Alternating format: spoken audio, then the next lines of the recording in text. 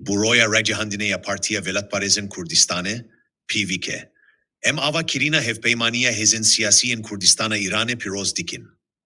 Hateragehandin kuji aliye Partiya Azadiya Kurdistane PAK, Partiya Ciyana Azada Kurdistane PECAK, Hizba Demokrata Kurdistana İran'e PDK, Sazimana Şebateya Kurdistana İran'e Komeleya Zehmetkeşana Kurdistane ve hevpeymaniya hezin siyasiyin Kurdistana İran'e hatiye avakirin. Uro guhertinin giringli rojilata navin rudidin udehina jirubidin.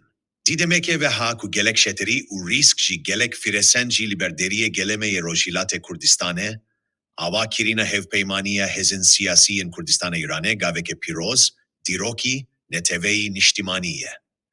Bi heviya ku ev hevpeymaniya, di tekoşina doza azadiya rojilate Kurdistane'de, bi ve armanca ku daye berswe, doğru bereke berfirehtir ya siyasiya rojilate Kurdistane himbez bike u bi gihece armanca swe. Em hevpeymaniya hezin siyasiyin Kurdistana İran'e piroz dikin. Serkeftine jihsuşk u birayin sweyin rojilate Kurdistane rediswazin. 24 heyva 2 sala 2026